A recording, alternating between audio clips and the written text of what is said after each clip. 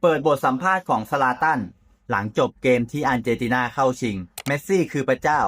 ส่วนอังกฤษกลับบ้านไปส่องกระจกดูเงาหัวตัวเองซะบ้างบอกเลยว่างานนี้จัดหนักจัดเต็มตามสไตล์ของซาลาตันอิบราฮิโมวิชที่ออกมาสับเละใส่ทีมชาติอังกฤษแบบไม่มีกั๊กโดยเริ่มต้นจากการอวยลิโอเนลเมสซี่ว่าเมื่อเปิดโหมดเอาจริงเมื่อไหร่ทุกคนจะต้องหวั่นเกรง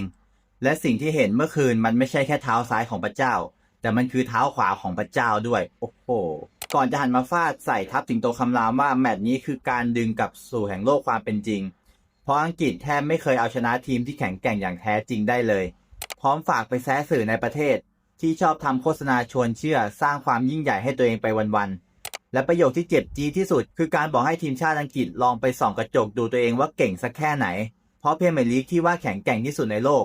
แต่เอาเข้าจริงไม่ได้ขับเคลื่อนด้วยนักเตะอังกฤษแต่มันยอดเยี่ยมได้เพราะมีการผสมผสานของเหล่านักเตะต่างชาติที่คอยแบกเอาไว้ต่างหากแล้วเพื่อนๆล่ะเห็นด้วยกับที่ซาลาตันพูดไหมคอมเมนต์มาคุยกันหน่อย